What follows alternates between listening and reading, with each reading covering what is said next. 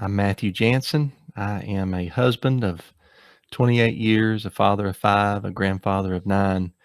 I'm a pastor. I've been a pastor since probably about '07 to '08, Messianic congregation, Torah practicing. And yeah, I love to study the scriptures. That's what I do in all my spare time. So I pump septic tanks to make money. I've done that my whole adult life. So it's worked out pretty good for me. So my name's Carlos. I grew up agnostic, or where we came from and all that stuff. I became a Christian at 32 years of age and pretty quickly went into the so-called biblical Unitarian or non-Trinitarian system. And this is all of us here, I think. We're all like-minded Unitarians. And ever since, let's see, I've been working now for, I don't know, 5, 6 years full-time in the ministry with Restoration Fellowship, online media manager, doing all kinds of stuff online. And pertaining to this debate, I just published my first book. Jesus Practiced What He Preached.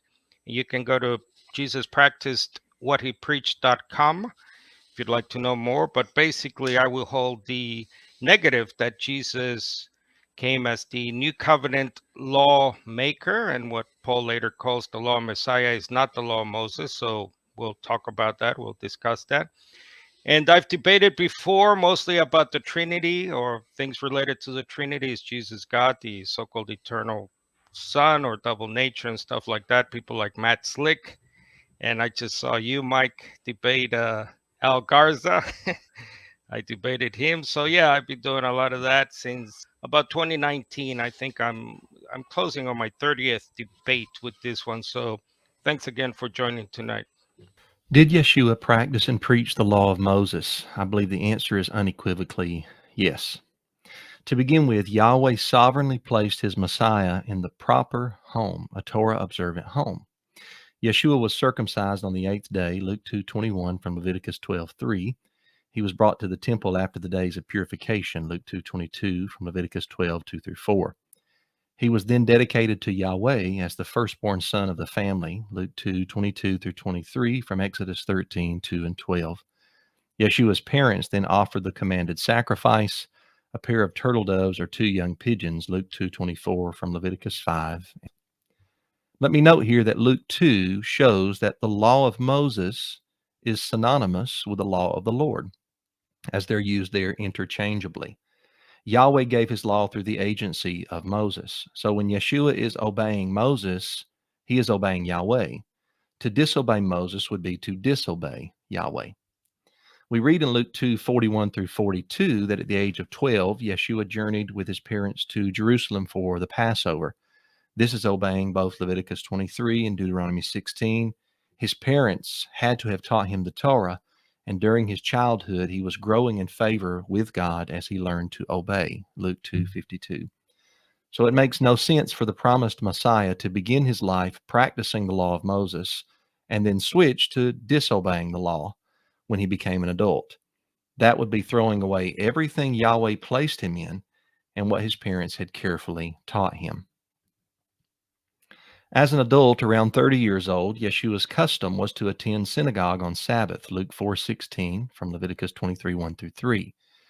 As was his custom in Luke 4:16 is parallel to the earlier according to the custom of Passover in Luke 2:42. So Yeshua was a Sabbath keeper.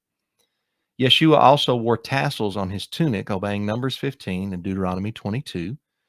The hem of his garment that the woman with the issue of blood touched in Matthew 9:20 was actually the fringe or tassel of his tunic, as the Holman Christian Standard Bible and Legacy Standard Bible astutely translate it.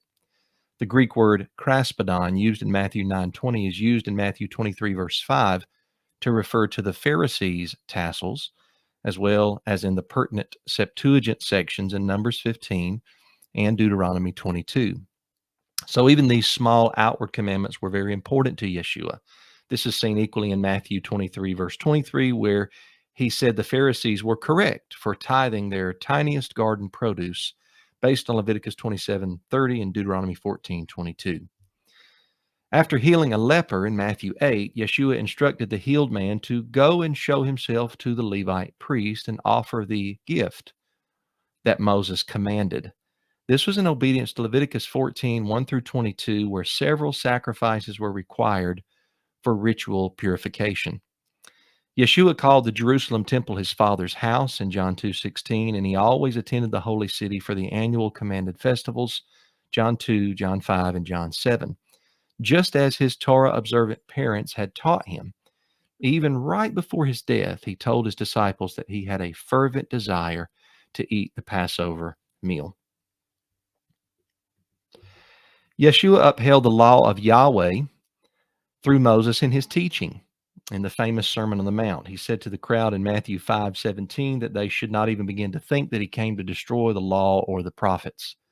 The prophets here are not prophecies, but rather the prophets who would always call the people back to the Torah. Same as Matthew 7:12's admonition to do unto others, for this is the law and the prophets, as well as Matthew 22:40's wrap up that all the law and the prophets hang on the two great commands. Yeshua instead fulfilled the law. In context, fulfilling the law here means to properly interpret it in his teachings so that his followers know how to best obey it. Matthew 5 is all about his disciples' obedience to the law. He begins with, blessed are the poor in spirit, or blessed are you when men revile you. He's talking to people about their obedience. He says, you are the salt of the earth. Let your light shine that others see your good works. Do not think I came to destroy the law. See, the commandments are a lamp and a light, Proverbs 6:23, and by obeying the commandments, his followers shined their light.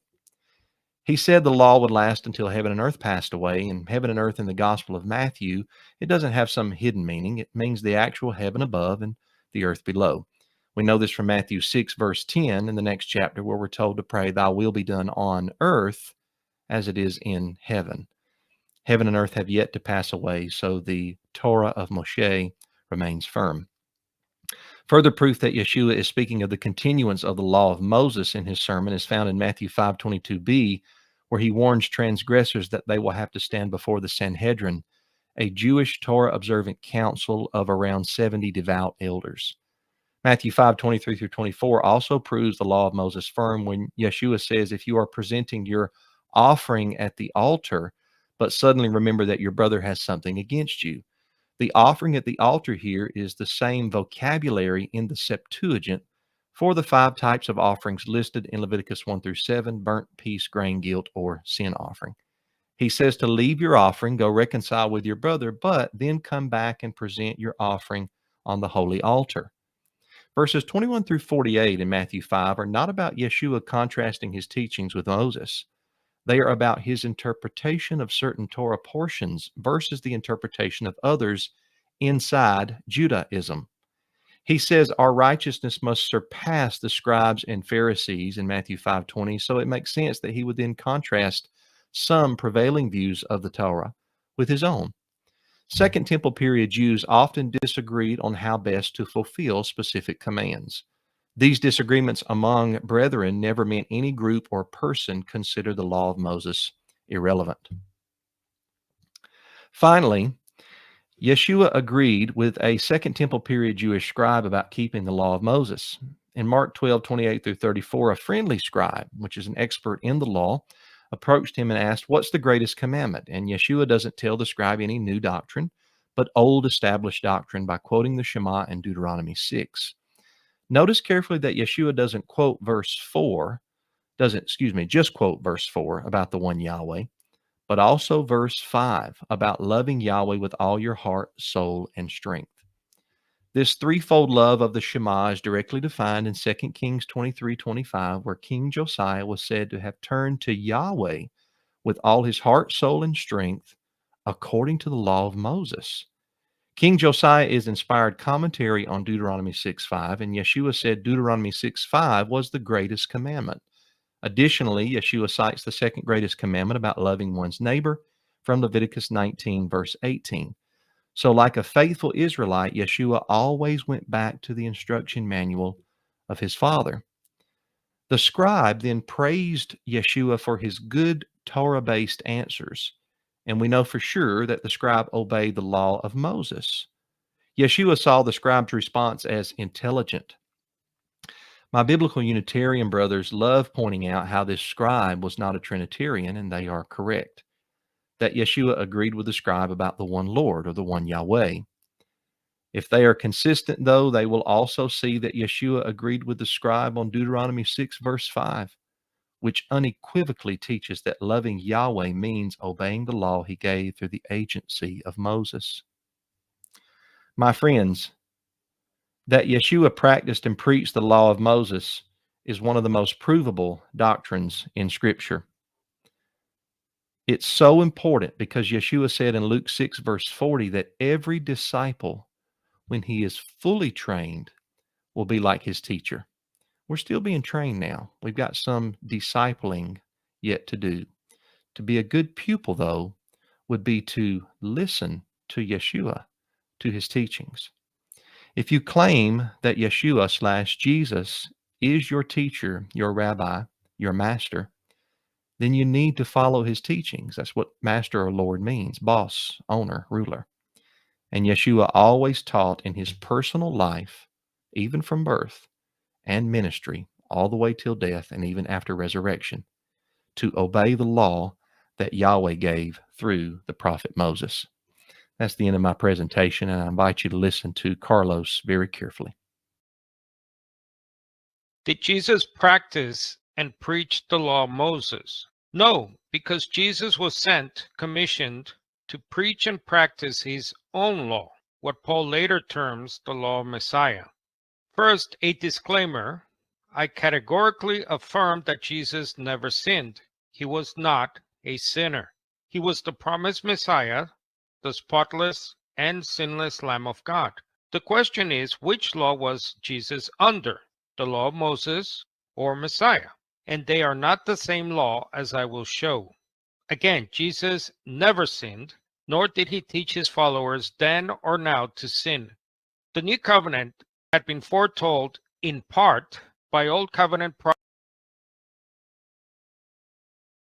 prophets like Jeremiah and Ezekiel, as well as some ancient rabbis. Church historian Del Allison quotes from a classic rabbinic commentary that the Torah which a man learns in this world is vanity compared with the Torah of the Messiah. This shows a pre-Christian Jewish understanding of the Torah of Messiah and not Moses. As a result, Jesus, and to a certain extent his followers, operated under a different law than the law given at Sinai to Moses. Hence, John 1:17 says that the law was given through Moses, but grace and truth came through Jesus, the Messiah. So here's a good question to start us off with. Where do we find the words of that new covenant law?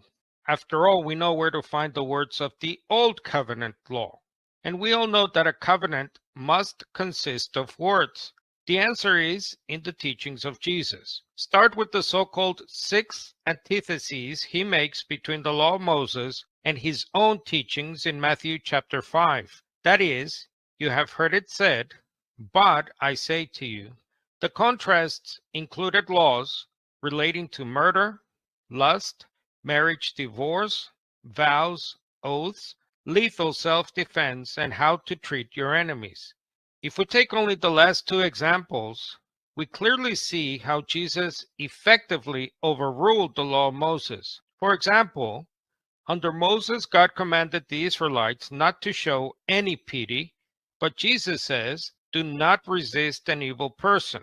If someone slaps you on the right cheek, turn the other cheek to them as well.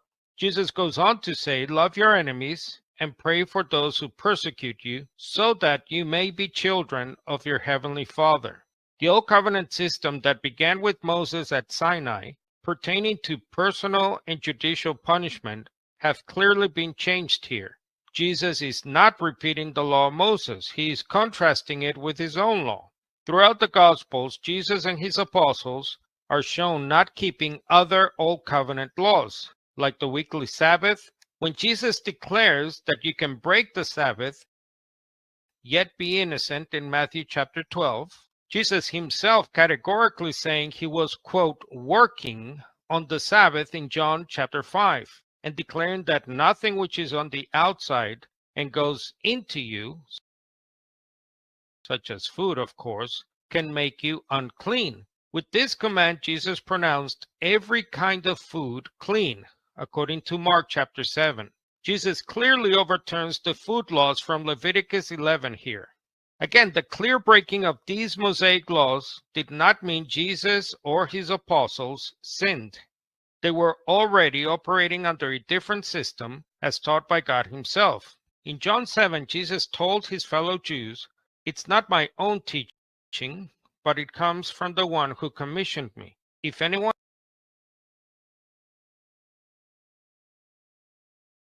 is willing to do God's will, he will fully recognize this teaching and where it comes from God or from my own initiative. The man whose teachings come from himself is looking for glory for himself, but he who is looking for the glory of him who sent him, that man is genuine and there is nothing false about him." This means the New Covenant law of Jesus was inaugurated with his preaching and practice, not just his death, as Jesus said at the Last Supper. In Luke 22, verse 20, he calls the New Covenant an agreement confirmed with my blood, which is poured out as a sacrifice for you. Compare the words of the Old Covenant given by Moses and later confirmed by the shedding of blood.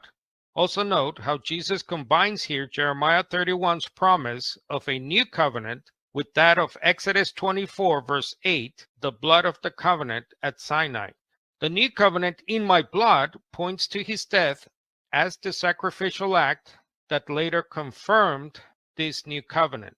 As Jesus says in Luke 24, verse 44, "These were my words while I was still with you, that everything which is written about me in the law of Moses, the prophets, and the Psalms must be fulfilled." His death is not the new covenant. His death ratified the new covenant. After all, how can you agree and confirm a blank document? That is, the blood ratified his new covenant law like a signature on a document. After all, no one would put their signature on said blank document. That is a document without any words.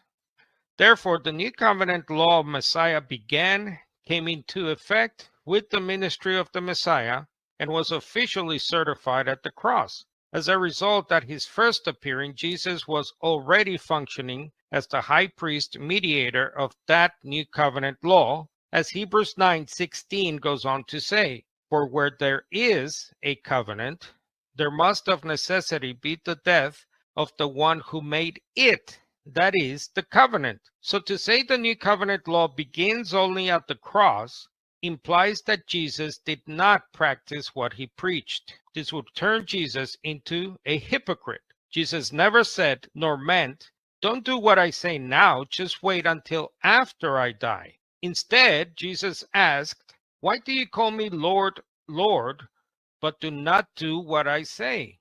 Later, Paul was right to say, "Imitate me as I imitate Messiah," because Jesus himself practiced what he preached, again, his own new covenant law. This further explains why Paul states in 1 Corinthians 9, "I myself am not under the law that is of Moses." Yet Paul adds, "Not myself being outside the law of God, but under the law of Messiah." Note that for the apostles, the law of God is the law of Messiah and not Moses. Paul asks in Galatians 5, "If I were still preaching circumcision, why am I still being persecuted?" Just as the song, "If I Were a Rich Man," means that the singer is not a rich man, Paul clearly here means he was not preaching circumcision. When Paul went to meet the apostles in Jerusalem, he says that not even Titus, who was with me, was compelled to be circumcised, although he was a Greek. The apostles and elders agreed with Paul that Gentiles should not be circumcised in order to obey the law of Moses. They understood that circumcision belonged to the Old Covenant, not the New Covenant.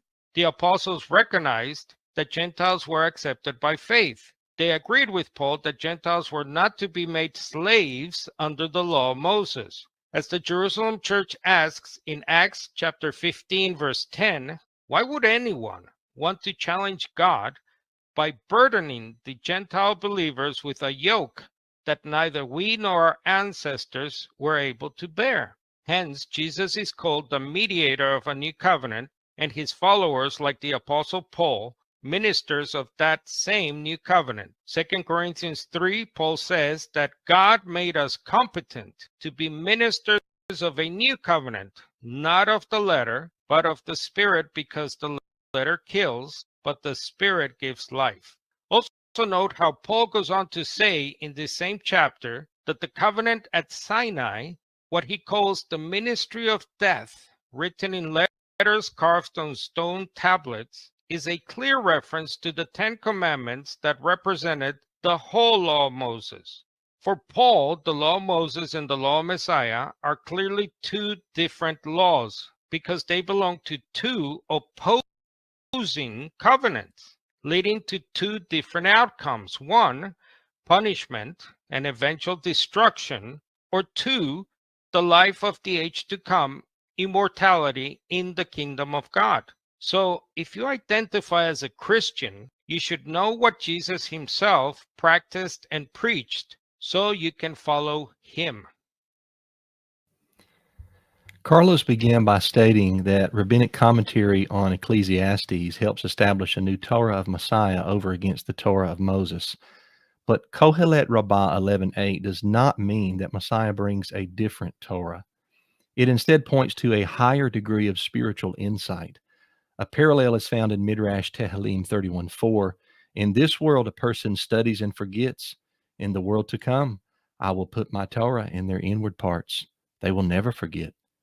Torah of Messiah in rabbinic commentary refers to Torah in the era of Messiah. The Messiah equals the master Torah teacher. This is the same way the New Testament uses the phrase law of Messiah, the law of Moses as taught and exampled by Yeshua Messiah. Matthew 5:21 through 48 was brought up as contradictions between Moses and Jesus, and Carlos focused on two examples I'm going to respond to directly here. Concerning an eye for an eye, if you look at each Torah portion that uses this phrase, you'll see that each use is in the context of judicial procedure. The judges of Israel were to carry out Yahweh's vengeance in rendering verdicts for court cases. It's similar to how a judge gives a ruling today in a criminal case.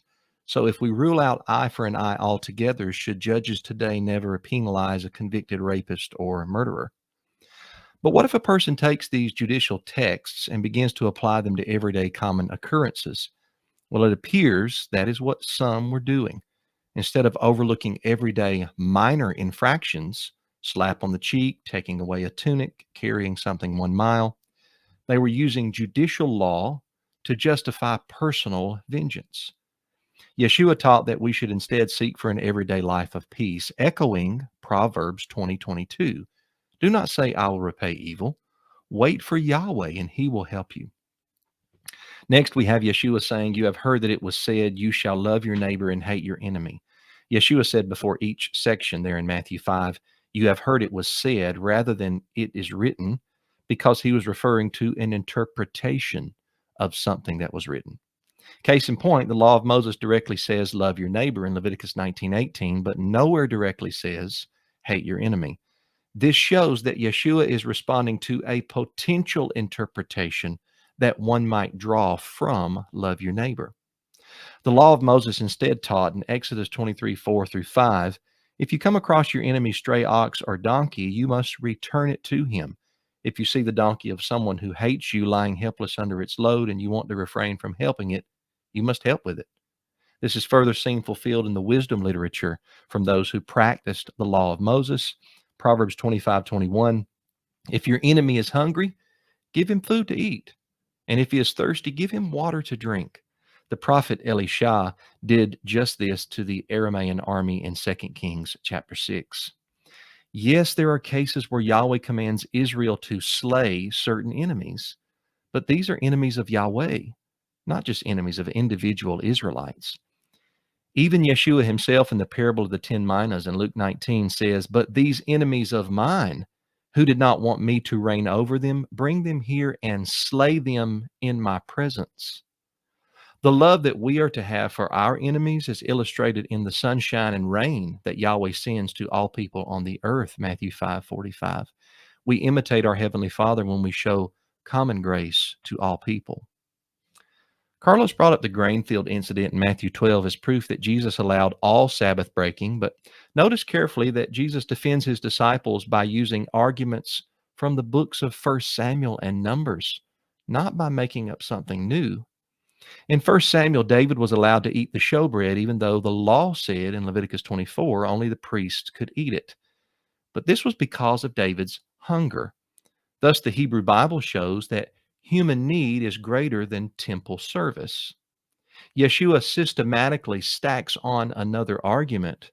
On the Sabbath, the priest in the temple continue to offer sacrifices, even to a greater number. So they technically break Sabbath, but they are innocent because the temple service laws are greater than Sabbath. So Yeshua's argument goes like this. 1, human need is greater than temple service. 2, temple service is greater than Sabbath. Therefore, 3, human need must be greater than Sabbath. Yeshua did not defend his disciples because the Sabbath was being abolished, but because the Hebrew Bible itself defended what they were doing. See, all Yahweh's commandments through Moses are good, but sometimes 2 commands butt heads, and one must override the other. Yeshua showed some Jewish leaders that they too believed just this, where in John 7, he said that they would perform circumcision even if the 8th day of a boy's life landed on Sabbath. But circumcision is an act of cutting, and thus it constitutes work. 2 commands then butt heads. In this case, the positive command to circumcise overrides the negative command to do no work on Sabbath. Yeshua was never caught doing his carpentry work on Sabbath. The work he did on Sabbath was redemptive work, acts of compassion, healing, relieving people of burdens. Yahweh himself delivered the Israelites from Egypt on a Sabbath, the 15th day of Abib and first day of unleavened bread. They had to march out of Egypt on this high day because their deliverance, redemption, was more important than the technical aspects of Sabbath. This is why Yeshua says in John 5:17, "My Father is working until now, and I myself am working." Working in the sense of manual labor? No. Working in the sense of healing a man who had been unable to walk for 38 years. Yeshua delivered the man from his burden on Sabbath. And then he told him, "Pick up your mat, carry it." That mat was the only possession this diseased man had.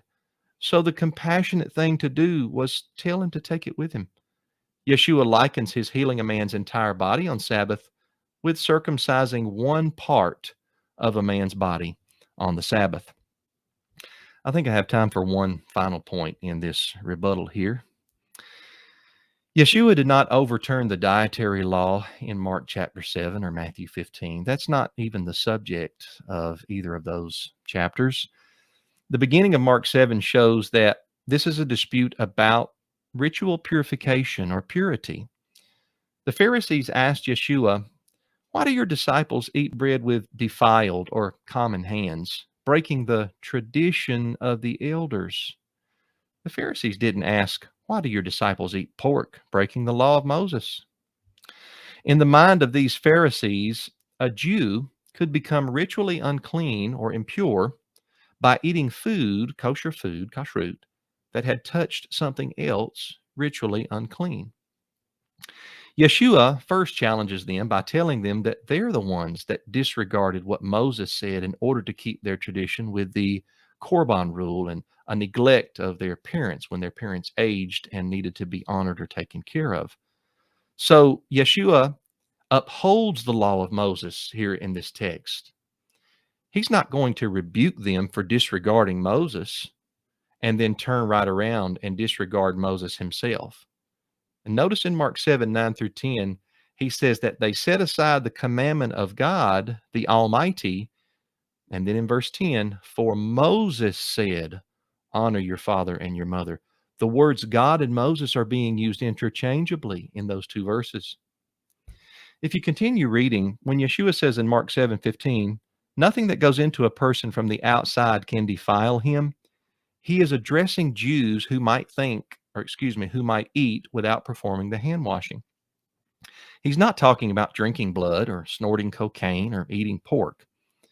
If something ritually impure was on a Jewish man's hands when he touched his food and he ingested it, Yeshua believed that it was purified through the stomach.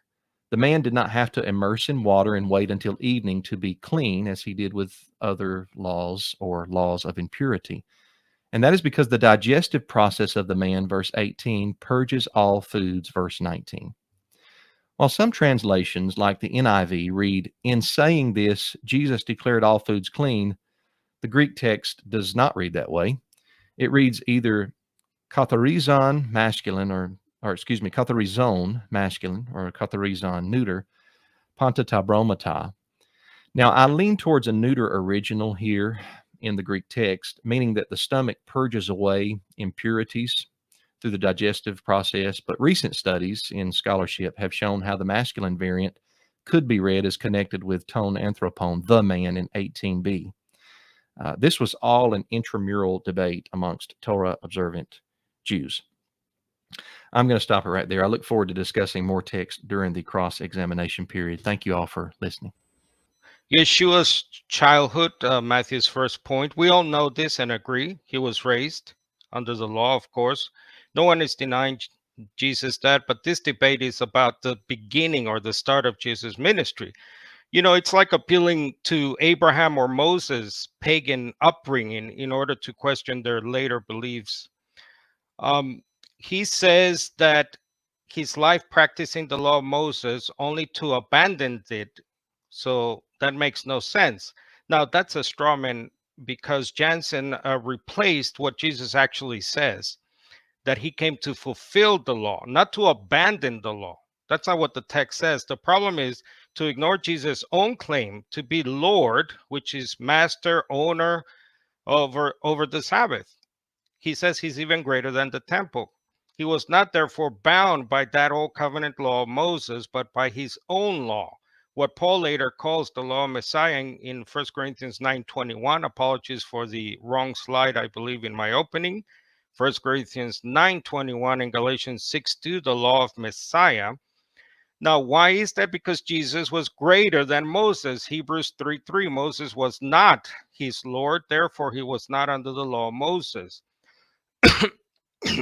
Matthew says he attended the synagogue. Just because you go to a synagogue doesn't mean you're keeping the Sabbath. In other words, you leave the synagogue, it doesn't mean that you're not working out all the rest of the day. And again, he was born and brought up Torah keeping. And note the past tense, he was raised in that law. And where else was he supposed to go, by the way? To pagan temples to convert Gentiles?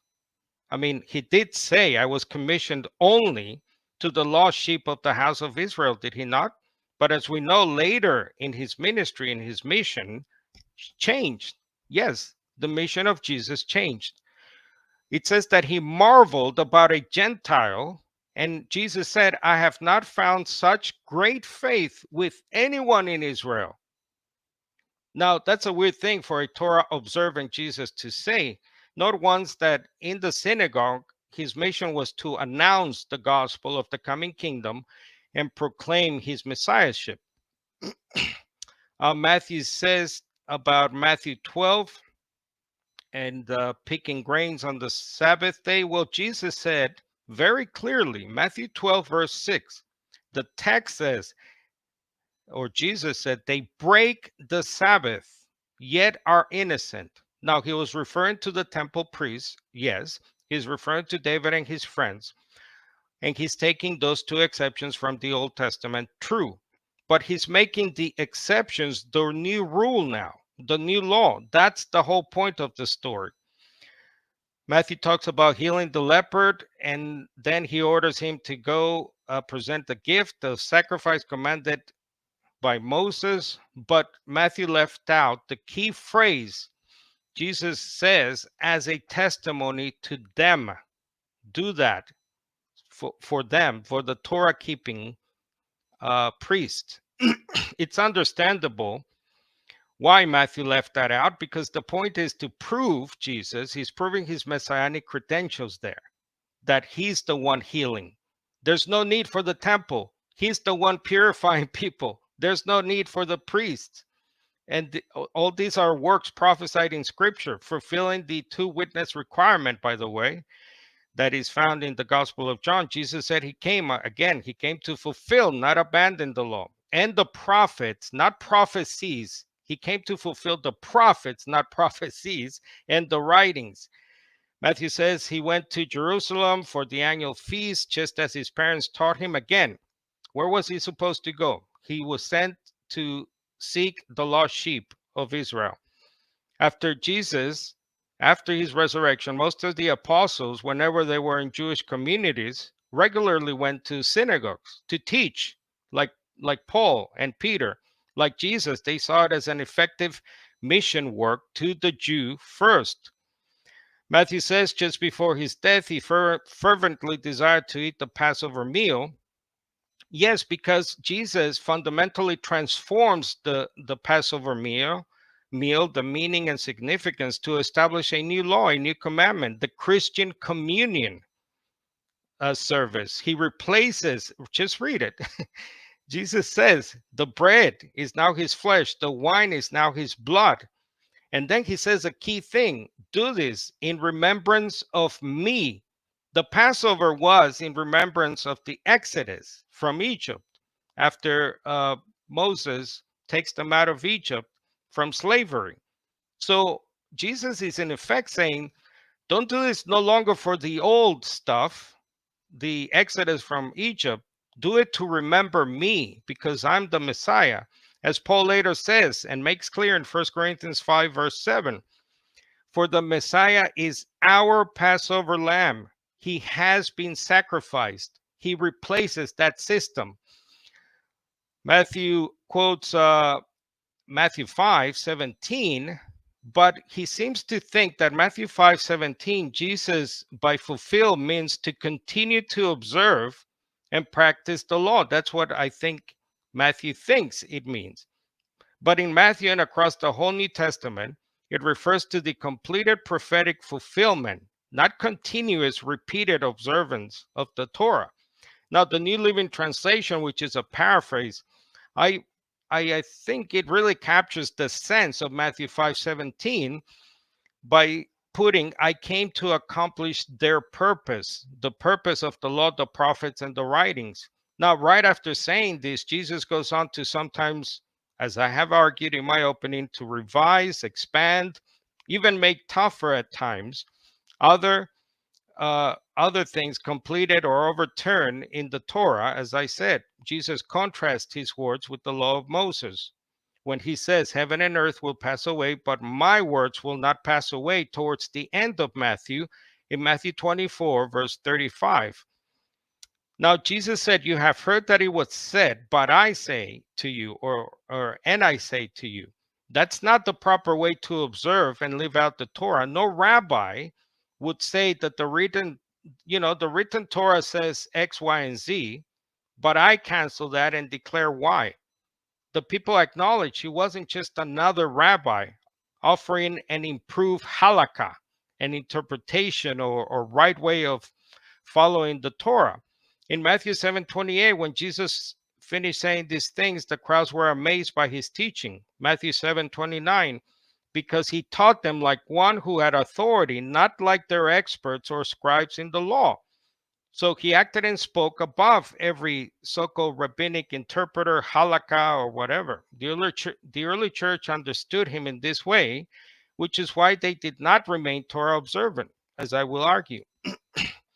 Note that the scribe contrasts the Shema with burnt offerings and sacrifices in Mark 12, temple rituals central to Mosaic law. Jesus affirms this contrast, showing that law fulfills what the ceremonial law only pointed to. Again, Christians are under the law of Messiah, which is law fulfilled by the Spirit, not by the letter of the law, as Paul says clearly in 2 Corinthians 3.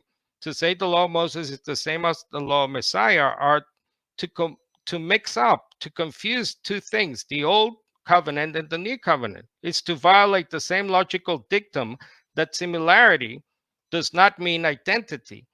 And then lastly, he says biblical Unitarians love pointing out that the scribe in Mark 12 was not Trini, and that Yeshua would agree, or Jesus. Why don't they also love their agreement on Deuteronomy 6:5? Now, the voice from heaven said, this is my son, listen to him, not Moses.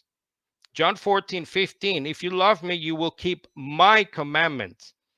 And the person who has my commands and carries them out is the one who loves me. And the one who loves me will be loved by my Father. Thank you. First question. Did Yes. the family that God allowed Jesus to be born into observe the law of Moses? Yes. Did Joseph and Mary teach Jesus to keep the law of Moses as a little boy? Yes, but that's not the point of this debate, as I said, Okay. but go ahead. Okay. So you do believe that Jesus was keeping the Sabbath as a child and a young adult? Same as Paul the Apostle, and yep, During his childhood, when he was keeping the law of Moses, Jesus, as he was taught, was he finding favor with God during this time? of course. Okay. So on what day or at what age was Jesus allowed to stop keeping the Sabbath he was raised to keep? Actually, if you've listened to my sermons and various videos, I believe the new covenant as such begins with John the Baptist, Jesus' cousin, and they are the messengers of the new covenant. So our the interpretation of Malachi 3 is that they are the ones prophesied that they will come and give this new covenant or start the new covenant, establish it. So actually, it begins with John the Baptist. And then obviously, Jesus, I think if you have to put a timestamp on it, at his baptism, the official beginning of his messianic ministry. So you think before his baptism he was a strict Sabbath keeper, but after his baptism he was allowed to break the Sabbath? Well, he is the new covenant lawmaker. And again, when we say breaking the Sabbath, I mean, Jesus says at Matthew 12, verse 6, very explicitly, he's not a lawbreaker because he's the Messiah. So he's establishing what God is only teaching him or communicating to him, as the voice from heaven itself says. So he's beginning this new messianic era, if you want to call it. And I do agree with you, by the way, Matthew, on your understanding of some of those rabbinic sources. They did understand that the Torah Okay. Messiah, as they call it, Okay. begins with the coming of Messiah. Okay. Do you have a Bible there with you, Carlos? Yes, sir. Let's go to Luke chapter 1. I want to go through a couple of Mhm. verses here and just get your thoughts. Let's do Sure. Luke 1, where it says, according to the custom of the priestly office. What custom is that? I'm assuming a custom from the book of Leviticus. Okay, that's close enough. All right, now look at Luke 2:27. You want And me he to came read in the it? Or? spirit into Oh, the temple, and when the parents brought in the child Jesus to carry out for him the custom of the law. What custom is that? is it circumcision there? That would be part of it. Okay. Now Luke 2:42, and when he became 12 years old, they went up there according to the custom of the feast. What custom is that? Of keeping the feasts. Okay. Yep. Okay, so all of these Lucan phrasings show obedience to the Torah. Why then would Luke 4:16, when the author explicitly says that Jesus entered the synagogue as was his custom, why would that not also in vain show that Jesus kept the Torah as an adult? Well, because as I said, just because he entered the synagogue or the apostles after his resurrection go to the synagogue or go to the temple courts, by the way, which is what it says right in the book of Acts. They're preaching the gospel of the new covenant kingdom, as I would call it. So Jesus is fulfilling his messianic calling, saying to them, this is fulfilled in front of your ears, that you know, in essence, that he's the Messiah and preaching now the gospel of the kingdom. In Luke 4:15, before 16, verse 15, and he was Yep. teaching in their synagogues, being glorified or praised by all. Yep. When it says he was teaching in their synagogues, do you take that to mean on the Sabbath he was teaching in the synagogues? Verse 15. Yeah, that's what it says. The synagogue Okay. on the Sabbath day. Yep. Okay. And at the end of verse 15, he was being glorified or praised by all. Who is the all there? Would that be the Jewish people? Yeah, sure. Do you think they would praise a Sabbath teacher in the synagogue if he broke Sabbath? Well, what they're praising is what he's reading, right? The gospel. So he's reading the words of Isaiah. I can praise that to this day. I can pray the Lord's Spirit, since He's anointed to preach the gospel to the poor, announce the release of the captives, etc. I can praise that to this day, but it doesn't mean I'm getting circumcised in the flesh and killing a lamb every Passover. When Jesus said in Matthew chapter 5 that he did not come to abolish the law, what does the word abolish mean? Destroy, do away with. Did Jesus destroy or do away with the Sabbath? He fulfilled the Sabbath. He fulfills the various, what Paul goes on to call, works of the law. So the Sabbath would be part of the Jewish calendar. I believe Paul calls a shadow in Colossians 2:16 and 17. He fulfills the whole temple Levitical system per the letter to the Hebrews, or the book known as the Hebrews. So he Okay, fulfills those certain things. Yeah. so he fulfilled the Sabbath. So once he fulfilled it, is it now done away with? He gave us the freedom in Mark 2, as you know. He calls us, in essence, lords of the Sabbath. So he declared himself a Lord. And I'm glad we can agree, by the way, that Lord doesn't mean he's Yahweh, he's God. Yeah, So I'm Lord glad is we can master. agree on that too. Yeah, praise God. Thank God. And, owner, master. So he has mastery over the Sabbath. So look, if you want to rest on the Saturday, that's fine with me. But I think out of an obedience to the new commandments taught by Messiah, I don't think that's right. In verse 17, when he says, "Do not think I came to abolish the law or the prophets," Sorry, and then Matthew 5, Matthew we're at? 5, verse 17. Yeah, I'm in Yes. Matthew 5. Do Go not ahead. think I came to abolish. And then look at verse 19. Whoever then annuls, some translations say breaks, loosens, luo there in the Greek. Do you not see how that would be? Those two verses are equal. Do not think I came to abolish would be whoever then annuls or breaks. Do you not think those are parallels there? Yes. Now, these commandments could mean to the commandments he just gave, by the way. So the what we call the Beatitudes or the blessings. So the first, what is it, 10, 11 verses. So those are But in commandments. verse, Blessed are the merciful. Yeah, go yeah, I ahead. understand the Beatitudes. But in verse 17, when he said, "Do not think I came to abolish the law or the prophets," I didn't come to abolish, but fulfill. You agree that's the law of Moses he's talking about, right? Of course. Okay, And so in verse it's 19, fulfilled. then, in Yeah. verse 19 is a therefore, whoever then annuls. You don't see how annuls is equal with abolish in verse 17?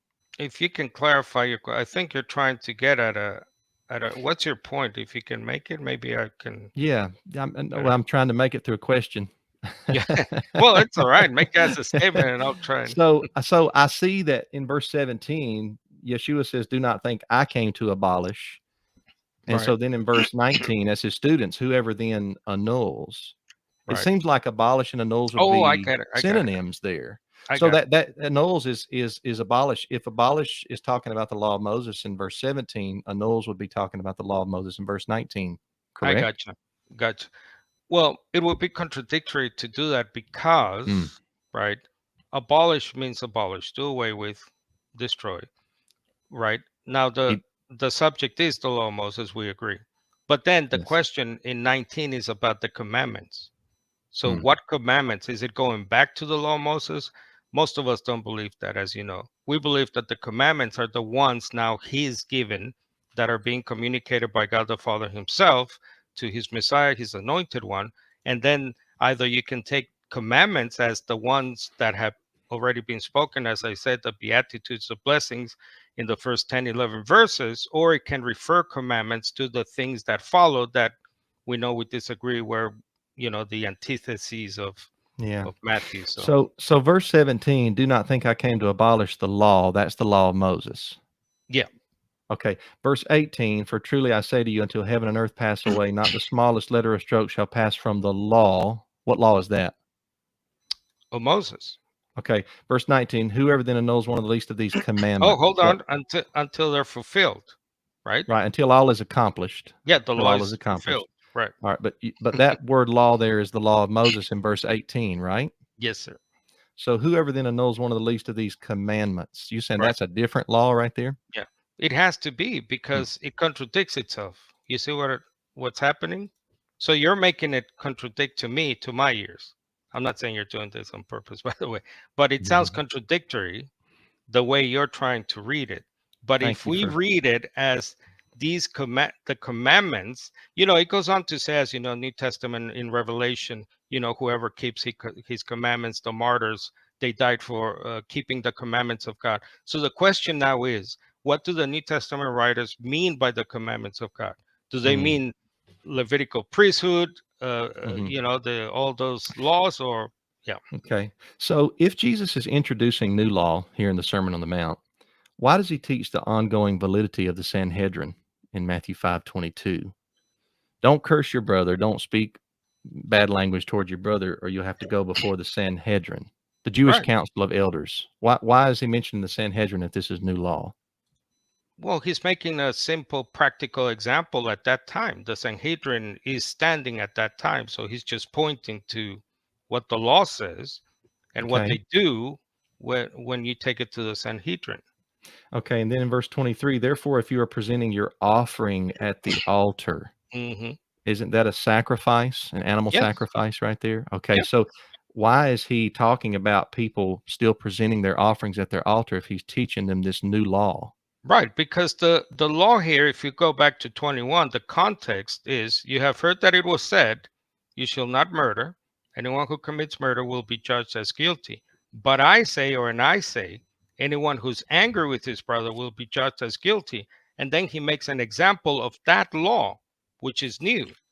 It sounds to me like he's changing Mm. that judicial system, or that not system, that judicial Mm. law, and then he just makes a practical point to so they can understand, because the Sanhedrin is standing and they're still under the law. So he's Mm. making that example, I think. And they were still doing the sacrifices because he mentioned when he talking to the crowd still, you go to present your offering at the altar. They were I still doing agree. the sacrifices. I Okay. agree. Do you think that the law of Moses taught that it was okay to be angry with your brother? You're referring to anyone who is angry with his brother will be Right. judged. You think the law of Moses didn't teach that it was okay under the law of Moses to be angry with your brother? Are you referring to a specific I'm asking you. verse in? I'm asking you, do you think that the law of Moses okayed me being angry with Carlos? Let's say we live back there. Do you think it'd be okay for me to be angry with you in disobedience to Matthew 5 there, 21, 22? Well, if Jesus is saying not to be angry with your brother.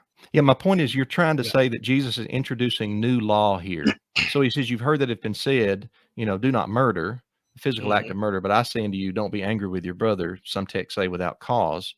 What I'm saying is, do you think Jesus is introducing new law when he says, don't be angry with your brother?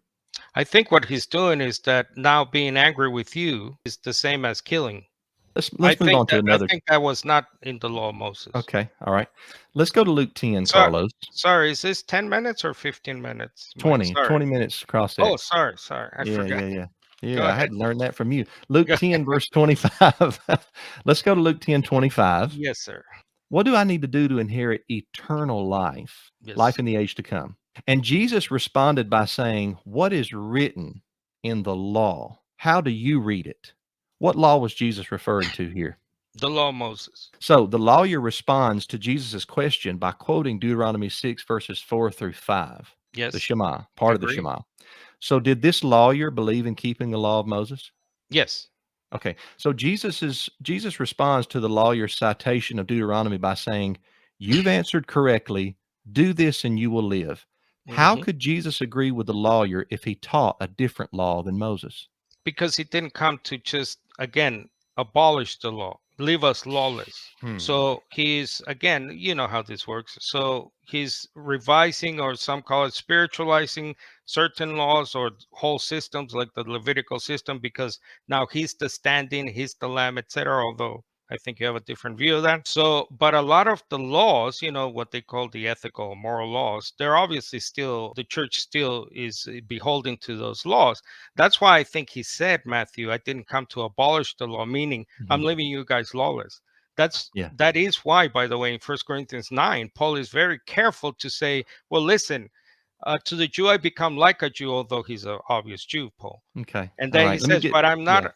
Okay, go ahead. Thank you. Thank you. Yeah, I'll stop you right there. You can stop me too when it's your time. Of course. Go ahead. Luke 5, 29 through Yes. 32, where Luke Jesus 5. eats at a banquet with the sinners. Yes, sir. He eats at a banquet with the sinners. The Pharisees get a little upset. Why are you eating with sinners? What does the word sinners mean? It could mean what I call backsliding Jews or Gentiles. All right. So backsliding Jews or Gentiles, what do they do? What does that mean to be a sinner? Well, a sinner is you're in disobedience to, if you're a Jew, the law, Hmm. and if you're a Gentile, well, they called Hmm. us dogs, as you know. So Right. So if sinners means those who break the law of Moses, you mentioned this in chapter 1 of your book. mhm. What does righteous mean? Right standing before God, So sinners means those who break the law of Moses. disobedience. Yep. What does righteous mean? Right standing before God. Let's go to Mark chapter 7. Mark 7, verse 9. Yep. Jesus tells the Pharisees here, you reject the commandment of God that you may Hmm. keep your tradition. Hmm. And then Jesus in verse 10 says, for Moses said, honor your father and your mother. And he who speaks evil of father or mother must be put to death. Was Jesus equating the commandment of God with what Moses said? Yes. And this is in his ministry, right? Yes. When Jesus says that Moses said the fifth commandment, was he agreeing with Moses here? Where? Sorry, fifth Verse commandment. verse 10, Mark 7, verse 10, for Moses said, honor your father and your mother. That's the fifth commandment, Oh, Exodus 20, okay, verse 12. gotcha. Yep. Yeah, so when he says Moses said, honor your father and your mother, was Jesus agreeing with Moses? Yes, he's upholding the fifth commandment. Yes. Okay. If Jesus rebuked the Pharisees for setting aside the commandment of God through Moses, Mhm. why would he then set aside a commandment of God himself in the following verses? Jesus is setting aside. I'll ask it again. If Jesus rebuked the Pharisees for setting aside the commandment of God through Moses in Mark 7, 9 through 10, Hmm. he rebuked them for that. Why would he then set aside a commandment of God in verses 15 through 19 of the same chapter? Wouldn't that be hypocritical? Oh, you mean the food laws, right? Oh, Hmm. yeah, because in verse 15, nothing which is on the outside and goes into you, meaning food, I think we agreed, can make you unclean. So we have a different interpretation, as you stated, I think, in your opening or rebuttal of verses 15 and 19. So I side with So, most of the translations that say that he declared all foods clean in verse 19. You don't. yeah, so Jesus is setting aside a commandment of God through Moses in verse 15 through 19. He is that particular one, we believe, yes, Christians, for the most But part, as you know. but he rebuked the Pharisees for setting aside a commandment of God through Moses in verses 9 through 10, Yeah, right? for their Okay. traditions, right? For Okay. their traditions. Okay, Matthew, let me start here. Do you still slaughter a lamb every year for Passover? Yes. Why? Because the law of Yahweh through the agency of Moses teaches me to do that. Specifically in Exodus 12, that would be the initial text right there. So it's a peace or a fellowship offering. It's not a sin sacrifice, but it's a meal among worshipers. In First Corinthians 5, as you know, Hmm. specifically verse 7, well, Christians do not do that. And I Sure. know I saw one of your videos from some time back about why you do it. And you did admit that even within your own community, it is a controversial thing, right? What you're doing, Oh, yes. I mean, I right? get rebuked just like you get rebuked for being a Unitarian. I get rebuked for slaughtering an animal religiously. Yeah. Right. So how do you understand, Paul? Then one of the big texts, Yeah. right, is First Corinthians 5:7. Yeah. Messiah, our Passover lamb, has been sacrificed. And Yes. as you know, Amen. he is called by Paul in Romans 6:10, Peter in First Peter 3:18, and Hebrews Yes. chapter 9. He's the once for all time sacrifice for our Yes. sins, so that Sure. most of us understand all that to mean that he has taken our place, I believe in substitutionary atonement. He is our lamb, our Passover. I don't need to kill any animal for any reason. Yeah, why do you? I'm just curious. Well, I mean, Jesus is my teacher, and he kept Passover according to the custom, Luke 2, verse 42. You know, remember when he was 12 years old. So I try to follow my teacher, my rabbi, and do what he did to the best of my ability. I'm not perfect, Well, but he said there, do this in remembrance of what? he's talking about the bread and the wine. Now you're going to the Last Supper. So he's Yeah. specifically talking about the bread and the wine. do that in remembrance of him. We do that. We do the memorial supper of the Messiah, of So why do you Yeshua, kill a lamb if you're if you're commanded by your Messiah to remember him in the Passover meal? But why because do you have to kill an animal? he not only teaches us with his words, he teaches us with his life. And the entire time he was on this earth, every year, except for the one that he died, and he wanted to keep it that year, but he kept the Passover with the lamb. And so he's my rabbi, he's my teacher. So I want to imitate him in all areas that I possibly can. And so that's why I still keep the Passover in obedience to what Yahweh commanded the Israelites, and obviously the mixed multitude there that was with them that exited Egypt. Now, you know the Torah explicitly forbids offering Passover outside the temple, right? Deuteronomy 16, which is why, correct me if I'm wrong, mainstream Yeah. Judaism, practicing Judaism today, Hmm. do not do what you're doing. Is that correct? Yeah. Yeah. Okay, That's Judy. so you're being more Jew than than an ethnic Jew. Is Yeah, I that believe right? I'm correct. Yeah, I believe I'm correct. Okay. Just All yeah, right. So you're correct in all of Judaism. yeah. Let me move Can I on here. answer Deuteronomy 16, or you want to move on? I'll move on. Okay. Okay. The law of Moses strictly No, prohibits. I'm gonna have to stop that. Matthew gets the chance to respond to that. Thank you. If he wants to respond, he can do that. So Deuteronomy 16 begins in Deuteronomy 12 when you come into the land. And I believe once Israel entered into their place of rest in the land as an established theonomy or theocracy, they were not allowed any longer to do any outside sacrifices. They had to go to the temple stood, and all of that. But in Exodus 12, there was no temple. They weren't in the land, and they slaughtered the Passover, and Yahweh was okay with it. And I consider ourselves to be in that somewhat state or similar state today. So wilderness wandering. Yeah. The law of Moses strictly prohibits working on the Sabbath. Hmm. It's sort of unspecified work, right? Because you have that scary story. I believe it's in the book of Numbers. The guy gathering wood for whatever reason, it doesn't matter. What matters is he's found working, gathering wood. I mean, it could have been a humanitarian reason. We don't know. They bring No, him it to wasn't. Moses, as you know, and well, the text is silent on that. And No, they the text speaks. It's not silent. Okay, what does the text say? Why is he gathering wood? The episode there is Numbers 15, 32 through 36. And Yep. if you just read just above it, verse 30 and 31, and a little bit above that, it differentiates between unintentional sins and what the Hebrew text says, high-handed sins. So right So there you're it says, interpreting that as he's sinning then. I'm Okay. interpreting it in context, Okay, unintentional so and high-handed. And so he must have sinned high-handedly he because must Yahweh have. said, That's your opinion. He must have then. So let based on me the get to text right my there in Numbers 15. right. Well, that's your interpretation. Let me get to my question. So why did Jesus on a Sabbath day stand there, openly declare that he was working on the Sabbath day? Some work was allowed to be done on the Sabbath. He took the cue from his Father in heaven.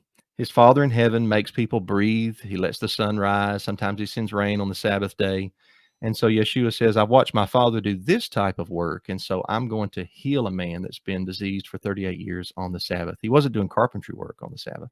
So humanitarian work is an exemption under the law in the letter. Is that what Yes. you're saying? Yes, absolutely. What Yes. verse Jesus do is, you have for that in the law? Where did well, God say, "Oh, if you want to heal someone or rescue your animal or whatever, well, you can break Jesus the Sabbath"? explained it. He No, explained it no, right what there. text in the law? I, Give me a I'm text. I'm I'm about to. I'm telling you, Jesus told you already. He said, "Have you not No, no, read? the law. I Have want a Have you not?" text from the law. I'm going to answer you like Jesus did. All right. He said, "Have you not read? You should know this, Pharisees. Have you not read?" And he goes to David first, and he mentions David eating showbread, which was not lawful. Yeah, Was those not are lawful. exceptions that Now, look, Jesus makes the rule. I'm asking you for where did Yahweh, I'm your trying to explain it Yahweh, to you. my Yahweh, say that, oh, rest on the Sabbath except if you want to do X, Y, and Z? Please give me a text. David was allowed to eat the showbread, which was not lawful You're for not him to answering eat. my question. Let I'm me move trying on. to. If you want to let me, I'll answer if you let me, Carlos. You're not answering. Matthew Yeah. 17, if I may move on. Okay. The temple tax, you know the story well. The Yeah. temple tax people, I guess the temple taxman comes along. Why are they exempt from the temple tax mandated in the letter of the law as far as I can see? Why does Jesus say you're exempt from the law? There is no commandment in the Torah about an annual half shekel tax. The commandment in Exodus 30 surrounds taking a census. It is not an annual tax. Jesus was not the only Jew that believed that he was exempt. The Qumran community believed they were exempt. The Levite priests argued that they were exempt.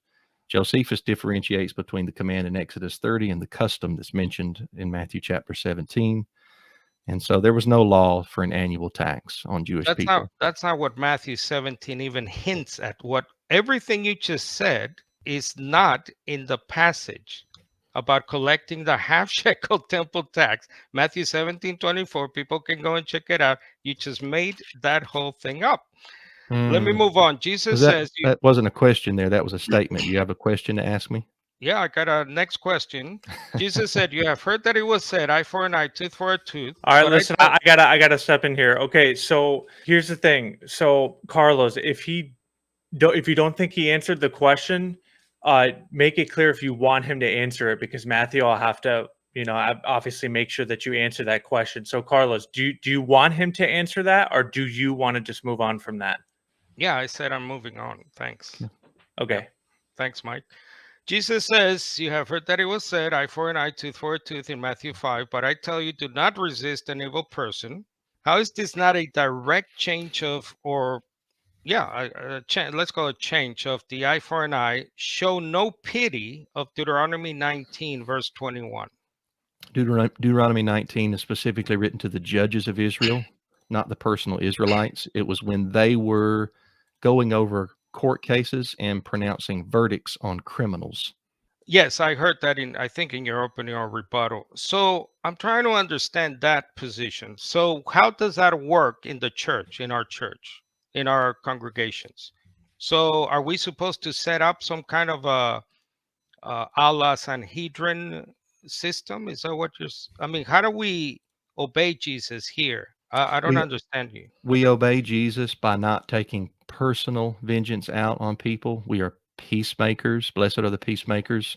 We don't try to put ourselves in the position of the Sanhedrin or the judges of Israel.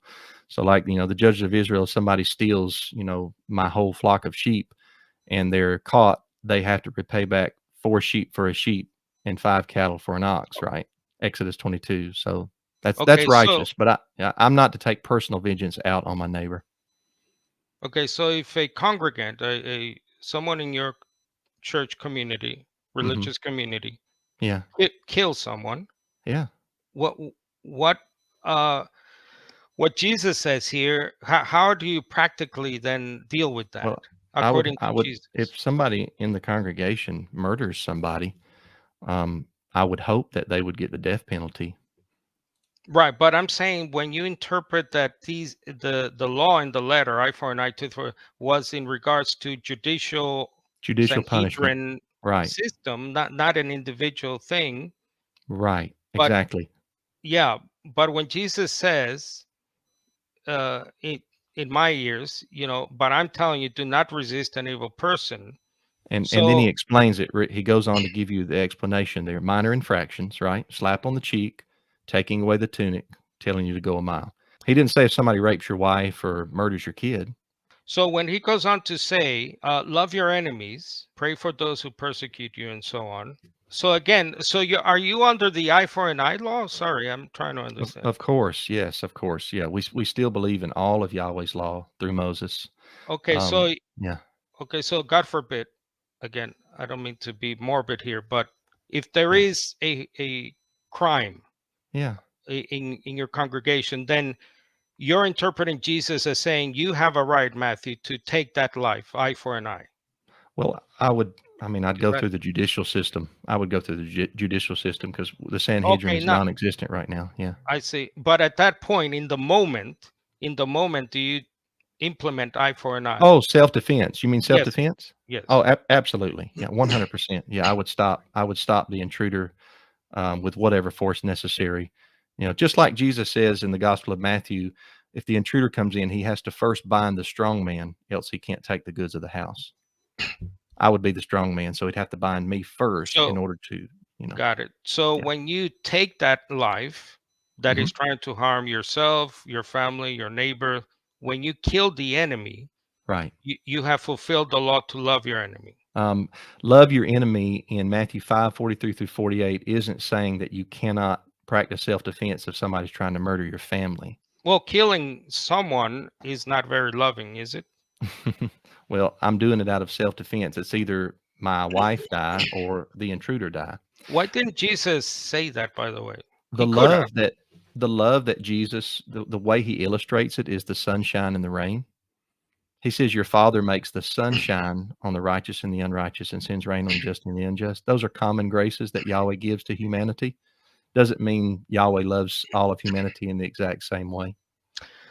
You claimed in Matthew 5 still, Matthew 5:17. Yeah. You claimed that the word fulfill means to properly interpret. Is that correct? Yeah, I think fulfill in verse 17 Yes. is do and teach in verse 19. I think those are equated. Right. I think in your opening, I'm trying to quote you, to properly interpret. You right. said in your Yeah, opening. All right. exactly. Yeah. Yeah. What is your evidence for that definition of the Greek there, translated The, fulfill? the entire 5th chapter of Matthew, words are determined by the context in which they're used. So the entire 5th chapter of Matthew is about Yeshua's teaching, juxtaposed to the scribes and Pharisees, verse 20. It's not about Yeshua's life. It's not about what necessarily he's going to do, but it's about what he teaches others to do, how he teaches others. That's why he said, "You've heard it has been said this, scribes and Pharisees have said this, but I'm going to tell you this. My halakha is better. It is different than theirs in these cases." I'm trying to understand, Matthew, why you're changing the meaning of a word, and it sounds like you're saying because of the context. Because no translation, as you know, no lexicon that I know, interprets the word translated fulfill as to properly interpret. Yeah, I'm fine with the word fulfill. I'm fine with the translation, Carlos. I don't have a problem with that. But words are defined, words have no definition apart from their context. You know that. Yeah, but you're And so changing the meaning of a no. word that is not one of the meanings for the word. Hmm. That's my point. Do you Yeah. see? Okay. No, If I don't. yeah, Thayer's Greek lexicon actually defines it the way that's that the I do problem. on Matthew Well, any 5:17. So English language, just any dictionary. Anyway, if Jesus let's go to Matthew 19, the marriage and divorce issue, as you sure, know. sure. If Jesus teaching there is merely him, I don't know, interpreting or clarifying Moses rather than changing Moses.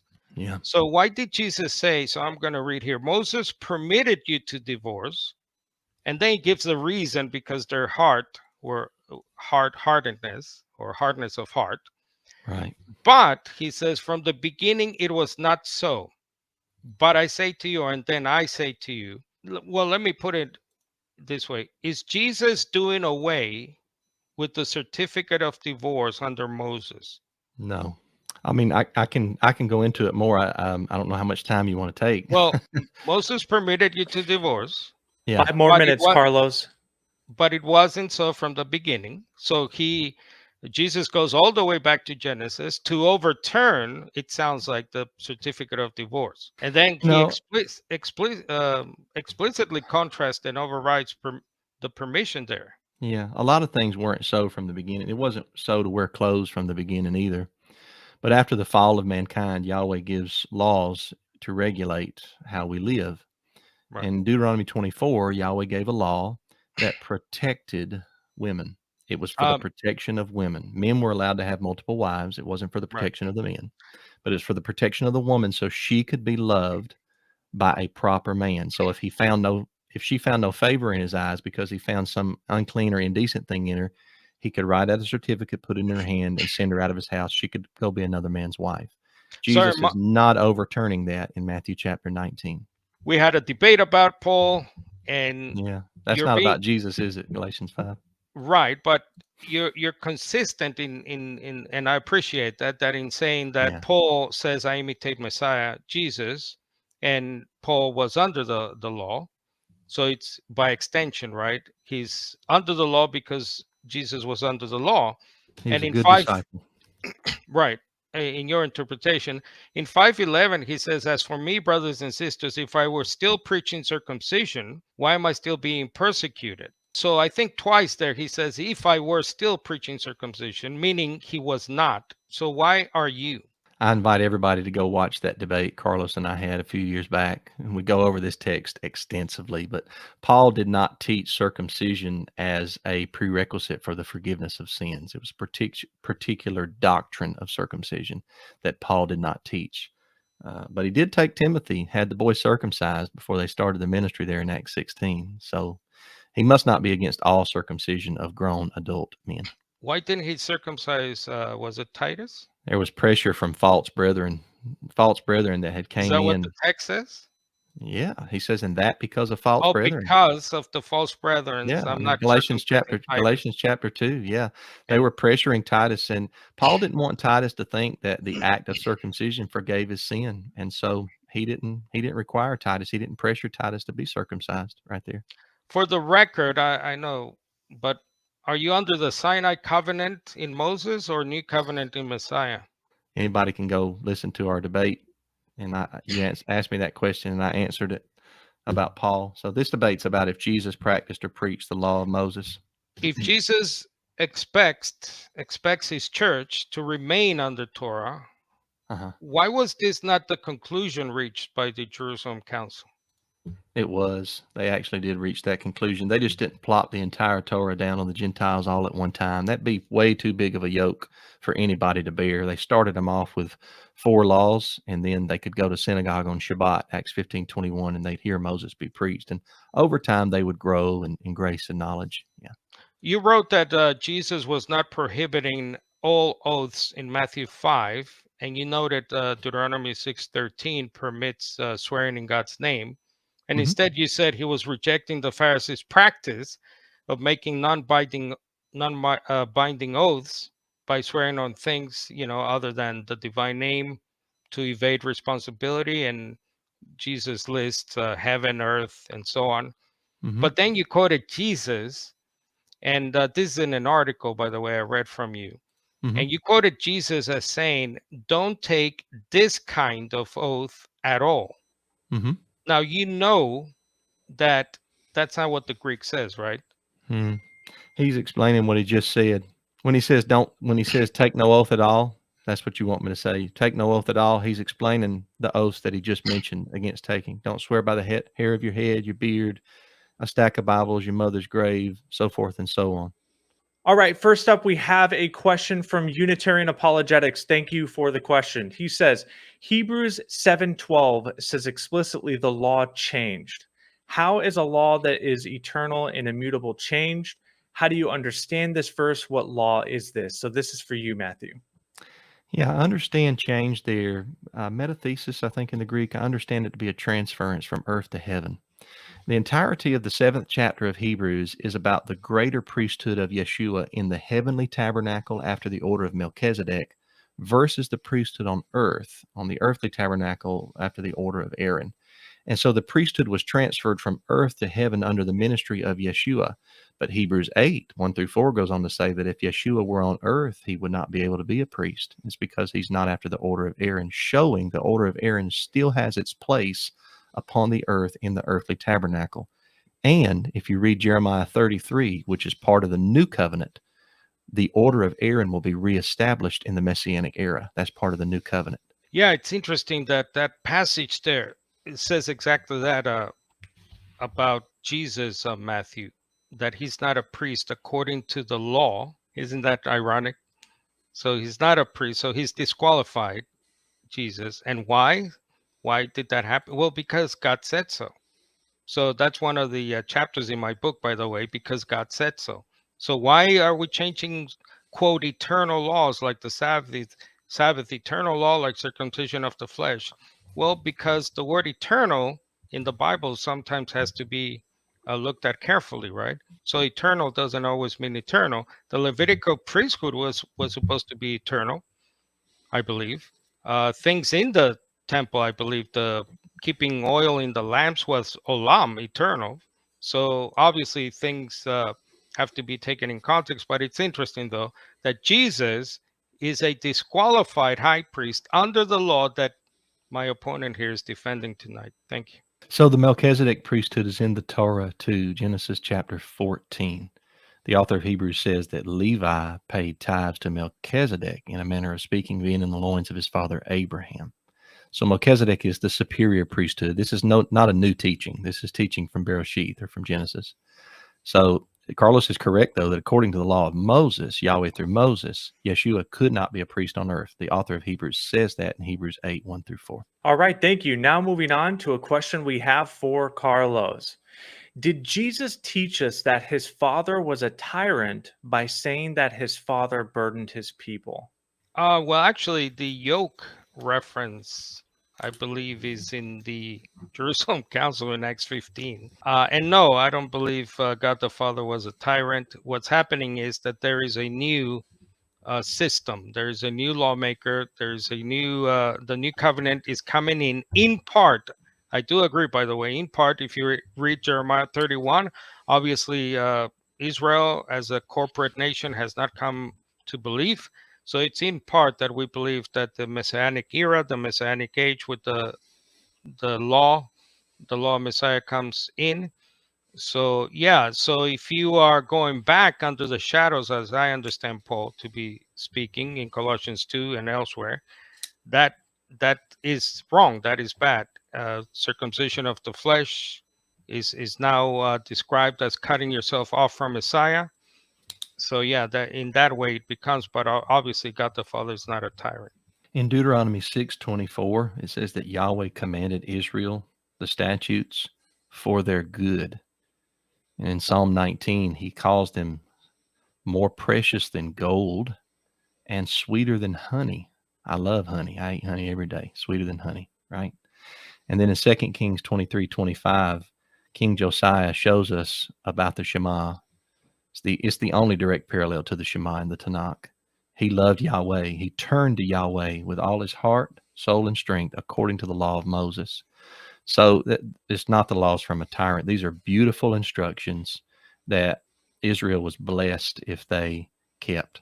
I agree so far with Matthew, with God the Father not being a tyrant, but things have their purpose. You know, there is a time and a season for things. And again, most of us Christians understand that the Ten Commandments, for example, you know, Paul talks about it in 2 Corinthians 3.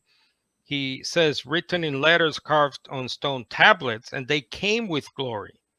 So looking back, he even calls it the ministry of death in 2 Corinthians 3:7. So you have to take things into context. It does not mean, I agree with Matthew, that God was a tyrant or, oh, he gave them death back in the day. No, it just means that looking back to the former things when you already have the present better things. And again, read Hebrews chapter 8 specifically, where it references Jeremiah 31, by the way, the longest Old Testament reference in the New Testament, Hebrews chapter 8. So yeah, if you look back to that, that's when it becomes, quote, bad or burdensome. Thank you. All right, thank you, Nathaniel, for the question. Moving on. A new question by Alive and Remain. This is from Matthew Janzen. If Jesus taught that the law was done away, would that make him a false prophet according to the Bible? It would. Deuteronomy 13, 1-5. It says, if a prophet or a dreamer of dreams rises up from among you and shows you a sign or a wonder and it come to pass, but he doesn't speak in accordance with the Torah, it says, don't listen to that prophet. Yahweh is trying to test you to see if you'll love him or you'll love that prophet. So if Jesus came on the scene and did away with Yahweh's law through the mouth of Moshe, he would have been a false prophet and it would have disqualified him from being the Hebrew Messiah. Not if he's the prophet, prophesied by Moses. So if you read a few chapters later, as you know, Matthew, Deuteronomy 18. By the way, Deuteronomy 13 in context, it's about this miracle worker or prophet, and they actually do the miracles and stuff, sign and wonder, it says. But if they teach, it says, let us follow other gods, that's when that's bad. Yeah, in Deuteronomy 18, we believe that Jesus is that the prophet of Deuteronomy 18, as used in the book of Acts, in the preachings of Peter and Paul and others, where they reference Deuteronomy 18. So yeah, so he's the new covenant lawmaker. Again, I stressed that in my book and in my opening. So thanks. Deuteronomy 18, Moses says, a prophet like me, not dislike me. Yahweh will raise up a prophet from among the brothers like me, and you are to listen to him. And that was fulfilled in Luke 9:35, Mount of Transfiguration. The voice came down from heaven and said, listen to Jesus, my son. When you listen to Jesus, you're obeying the law of Moses in Deuteronomy 18, verse 15. Does John 7:16 through 18 mean that Jesus teaches his Father's law, or does it mean that Jesus makes a law in opposition to his Father? All right, 7:16. It is not my own teaching, but it comes from the one who commissioned me or sent me. If anyone is willing to do God's will, he will fully recognize this teaching, where it comes from God or from my own initiative. The man whose teachings come from himself, the man whose teachings come from himself is looking for glory for himself, but he who is looking for the glory of him who sent him, that man is genuine and there is nothing false about him. Does that mean that Jesus teaches his Father? Does it mean that Jesus makes? Yeah, Jesus is teaching what he's hearing or seeing from God the Father. And again, at times, it is clear to us, to most Christians, that some of the things that Jesus is communicating from God the Father, by the way, just to clear up something I saw in the chat, when we say the law of Moses, that is a biblical phrase. It's not that Moses made it up, obviously, but it is a biblical phrase. Jesus himself says the law of Moses. So yeah, when we talk about the law of Jesus, it just means that their laws communicated originally from God to Jesus, in the case of the Old Covenant, as we call it, from Moses. So does it mean that Jesus makes law in opposition? No, that passage there clearly is not in opposition to God the Father. Thank you. Matthew? Yeah, I mean, I agree. I think that Jesus only teaches his Father Yahweh's instructions. So, and we can find those instructions in the first 5 books of Scripture in the Pentateuch. And I think Jesus practiced and preached Yahweh's law. The words of the New Covenant, where do we find them? Well, we know where to find the words of the Old Covenant. Well, the words of the New Covenant, a good place to start is the Sermon on the Mount. So now they're the words and commandments from Messiah, not Moses. And yes, Messiah doesn't totally abolish, do away with, renounce the whole of the Mosaic laws, etc. But obviously there are things that are different to us. So yeah. All right, awesome. I want to do a quick lightning round. This will be just one response from both of you. First to you, Carlos. Is Carlos implying that Christ transgressed the commandment? Confused. You want to clarify on that? No, I look at what I call disclaimer in my opening. Jesus was not a lawbreaker. He's the new covenant lawmaker. Matthew, any comments? I disagree with Carlos's understanding of the law that Jesus kept, but I respect Carlos in the sense that he actually believes in living a Christian life and obeying laws. So I have to respect that. So, you know, I think he's wrong in his understanding. I think that his teaching presents Jesus as a lawbreaker, but I know he doesn't think that. So, you know, hopefully that made sense. All right. Thank you both. Just wanted to get that one out. Okay. Question for Matthew. Does the Bible teach in the Old Testament that the law of Moses will come forth from Jerusalem, meaning heaven? I think that's part of the kingdom promise in Isaiah 2:2-4. Come, let us go up to the mountain of Yahweh and to the house of the Elohim of Yaakov.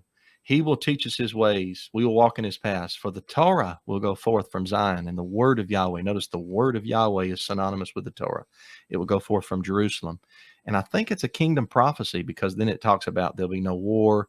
We'll beat our swords into plowshares, our spears into pruning hooks. Praise Almighty Yah for that time when it comes. So I do think that, yeah, that it will. And I also think the same thing at the end of Isaiah: from one new moon to another, and from one Sabbath to another, all flesh will come to worship before Yahweh in the new heavens and the new earth even. So yeah. Quick, Carlos, before you respond, I think he dropped another question. It's sort of the same one. So, will Christians be keeping the law of Moses in heaven for eternity? You're saying yes. For me? Yes. Okay, so I do think there will come a point in time when all will be accomplished and some jots and tittles will pass. It doesn't mean that the final new heavens and new earth will be lawless, but it'll be a stage that we get to. Remember, Yeshua said, until heaven and earth pass away. In Revelation 21, what happens? I saw heaven and earth pass away. All right. So there will be some jots and tittles passed at that time, but not until that time. So the first stage of the kingdom, I think Carlos and I agree with the millennium kingdom. So the first stage of the kingdom, I think, will be sons of Thank Aaron. God. I think there'll be a temple, and Yeshua will rule from the throne of David on earth. So yeah. Awesome. Carlos? We're going to have to start. So we don't have to debate amillennialism. I hope. No, please. I'm sick of amillennialism. The question is interesting. First of all, it sounds like the questioner thinks that the final destination for us Christians is heaven. In heaven. No, we're not going to heaven. I'm not going to be in heaven. I'm waiting for the kingdom to come to earth. I agree with Matthew. The prophets talk about the law coming forth from Zion. That's not in heaven. That'll be on earth. Reconstituted, reborn. Check out Matthew 19:28 at the restoration, rebirth of all things. Messiah will sit on his glorious throne. The Davidic kingdom will be restored, etc. I believe that'll be a physical restored Zion, Jerusalem in the Middle East. Now, the nations will be keeping the law in a sort of modified form. I do believe that, Matthew. I will not go against Zechariah. Praise the Lord. Yep, I will not go against Isaiah 65, 66, Zechariah 14, Ezekiel 36. There is a prophecies about certain feasts, festival of booths, I believe. Yes. The Sabbath, even circumcision of the flesh in the temple. I believe in a physical, literal, millennial temple, first stage of the kingdom. Thank God you believe that, Matthew. But that is for the nations, I believe. It's not for now. I believe we are the Israel of God, Galatians 6:16, 1 Peter 3. I think now those Old Testament Israel things are applied to the new international Jew or Gentile, irrespective of ethnicity. So I do believe in a modified form. The Mosaic system will be brought back. A physical temple, of course, means the reinstitution of those things, but it's for the nations. Just read the prophets. It clearly says that, not, I believe, for the church. So Hebrews 7:12, for the priesthood being changed, there is made a necessity of change also of the law. Could both of you state what this means to you, starting with you, Carlos? Yeah, I believe just what it says. If you read it in context, again, we have different interpretations here, but in context, Hebrews is painting a picture. Picture a house, and you have the foundations of a house, and the foundation a writer seems to be saying is the Levitical priesthood, and upon that system, the law, the building is erected, is put on top of that. The coming of Messiah, and I agree with Matthew again. Yes, Melchizedek priesthood goes back to Genesis, one of the 5 books of the Torah. Yes, I agree, but it's before the Sinai system. So God goes back to the beginning before the law, and God says, well, yes, he's not from the tribe of Levi that I said was eternal. Eternal priesthood, he's not, but I'm going before then, and he makes Jesus the supreme high priest, not according to the law in the letter. So that's key. And then I think what's happening there in Hebrews 7:12 is that there's a change. So the foundation, the original foundation, is gone. So I believe change is change. It's different, and now there's a new law. It goes on to talk about Hebrews. Hebrews is very important, by the way, for this topic. The whole letter of Hebrews. Please read it carefully. And it goes on to talk about how there's a new legislation, if you will, a new law enacted of Messiah. In I think it's Hebrews 9:16 from memory, something like that. Thank you. So I take Hebrews 7:12 as the Douay Rheims Bible does for the priesthood being translated. There's made of necessity a translation also of the law, which the same word is in Hebrews 11, verse 5. By faith, Enoch was translated that he should not see death. So I see it as being there's a greater priesthood in Yeshua, but not on the earth. It's in the heavenly tabernacle. So he's just not up there sitting at the right hand of the Father and just not doing anything. He has duties in the heavenly tabernacle.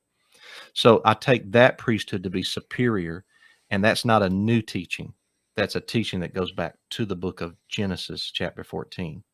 Let me add here, too, that I would ask everybody to carefully read Jeremiah 31, beginning at verse 31, but don't stop at verse 35. Continue to read all chapter 31, chapter 32, and chapter 33. All three chapters are new covenant promises. And part of the new covenant promise in Jeremiah 33 is a restoration, not just of the throne of David, but of the sons of Aaron. The sons of Aaron will be offering sacrifices in that millennium kingdom, in that temple. That's part of the new covenant promise. Behold, the days come, saith Yahweh. And he mentions the sons of Aaron. I challenge everybody to go back and study that. Yeah, is it me? Can I? Sure, you can make one more comment. We only have a few more questions. We want to be respectful of both your time tonight. But yeah, sure, if you want to make one more, then we'll get these last two and call it. Surprise, Matthew. I agree. Again, I agree with that last statement. I cannot overturn the prophecy. There's too many prophecies talking about a physical. I mean, 8 chapters of Ezekiel cannot be metaphoricized, or what's the word? It's not spiritual. Ezekiel 40 to 48. I mean, to me, that's a literal thing. I believe you're right. A recommencement of the Mosaic system. Just quickly note Hebrews 7, right?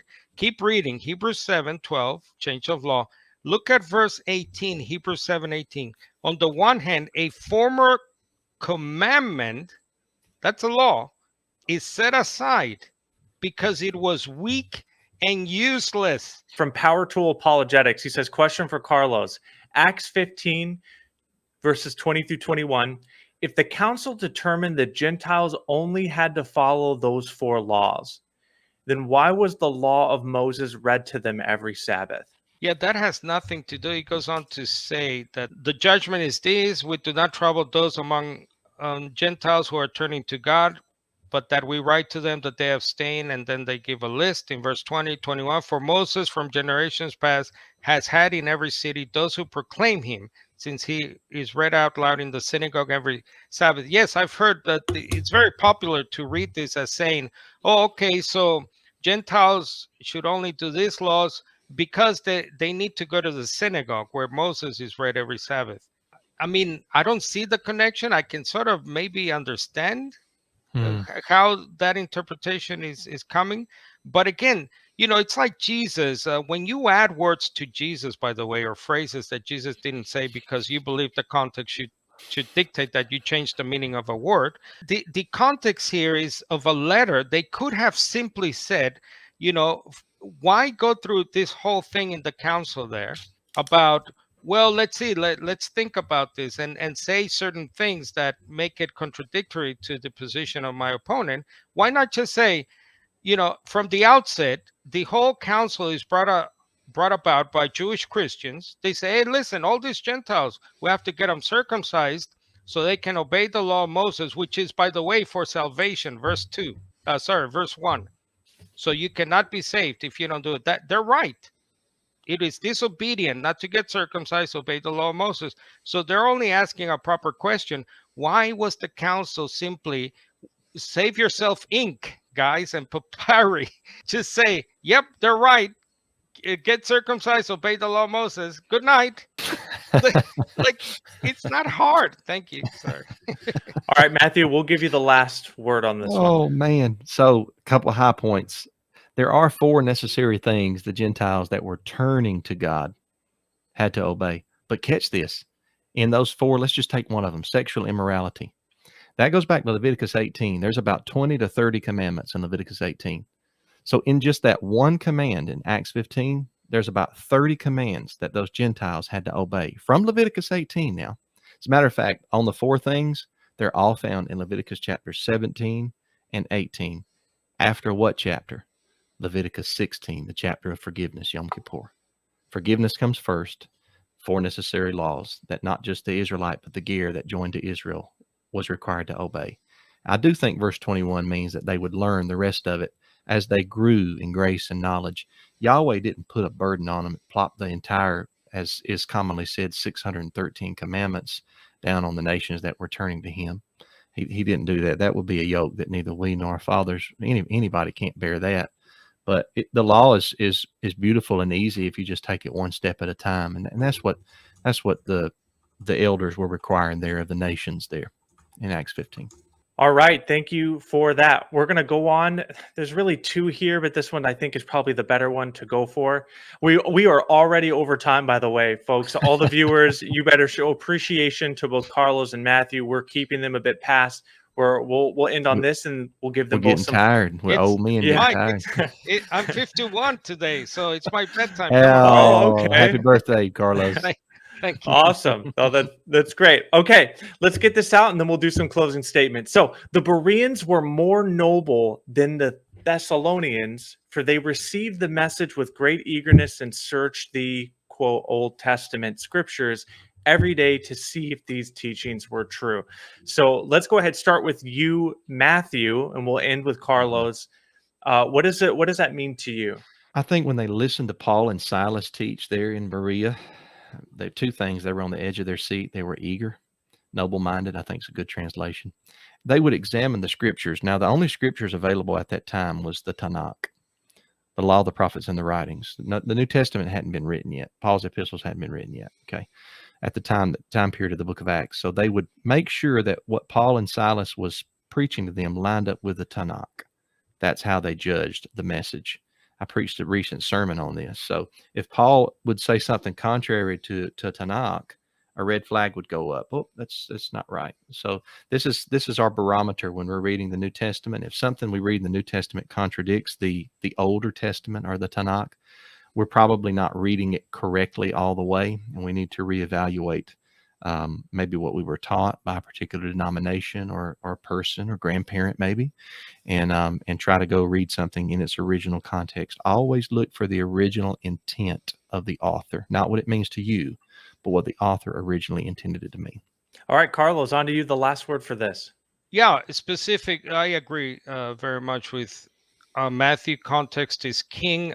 Paul and in Berea, Paul is primarily shown to be preaching the coming kingdom of God, and also the cross, as we say. So he's preaching that, this Messiah, Jesus from Nazareth, that guy whose parents, etc. Well, he turns out he's our Messiah, which means the king of the coming kingdom. So that's a primary message of Paul. So I agree with Matthew. So that's all they had. Obviously, they don't have the book of Revelation or stuff like that. So they're checking what he's saying about this Jesus from Nazareth. Oh, you're saying he's the Messiah, the Christ? Let us check, 2 Samuel chapter 7, Psalm 110. So it's primarily to do with Messiah and his resurrection from the dead and what that means, and Gentiles, Greeks coming into the fold as well. So yeah, they're primarily checking their scriptures. I always appreciate Carlos. He's a nice guy. It gets a little spicy in the cross-ex, but that's okay. I've never saw a cross-ex that didn't get a little bit spicy. Let me give you some recommended reading to help you with your studies. First one is The Sabbath Breaker by D. Thomas Lancaster. This is a short book, all right? This is going to help you understand Yeshua and his Sabbath keeping or breaking episodes. Jesus and the Law of Moses. This is a recent book that came out, 2025, 250 page plus. Paul Sloan. Excellent book that will help you understand the Gospels. This is for my heavy hitters right here. This is going to be close to 500. This is Torah Praxis by Isaac Oliver. All right. You need to get this for your library to help you study Matthew, Mark, and Luke specifically.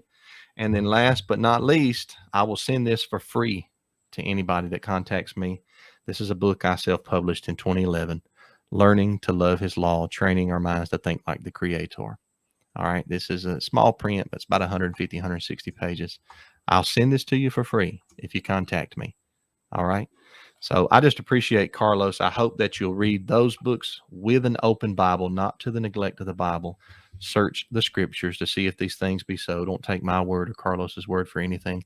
Use this debate. Listen to it again. Go back over it 2, 3, 4 times. Listen to the questions and the answers. Listen to the affirmatives and the rebuttals. Take notes, make a flow chart, all right? See who stayed with the scriptures. Look up words in Hebrew and Greek lexicons. Define words by their context. Look at what the scholars say. I think you'll be blessed. Shalom, shalom. Yes, thanks to Matthew. It's important to acknowledge for me that many who adopt this opposing view, Torah observant, do so from obviously sincere and admirable motives, obedience. Now, some do it to seek deeper roots, connections, a desire to know the Jesus who was a Jew, was born a Jew under the law, etc.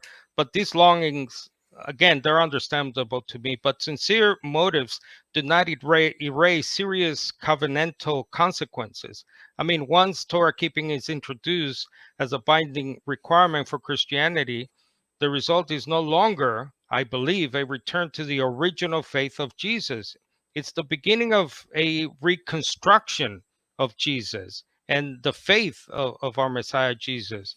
Now, yes, Christianity seeks to engage, to understand, to learn from the Jewish heritage, from the books of Moses. I'm not saying don't read the Old Testament. Please, it's essential for your kingdom gospel message to read the great prophets, Isaiah, Zechariah.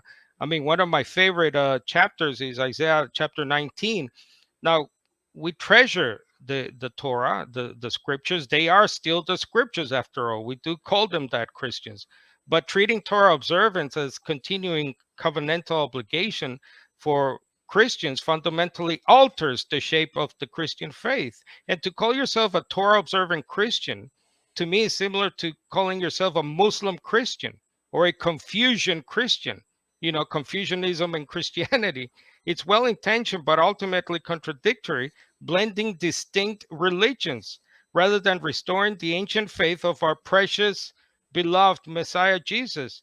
You're creating a new thing. True Christian faith honors the Torah, honors the prophets as scripture, but we must embrace Jesus as the new covenant lawmaker, mediator of a new and better covenant. Please read carefully the letter to the Hebrews. And we stand firmly and solely within the teachings, the commandments of our Messiah and his apostles, not Moses. Thank you.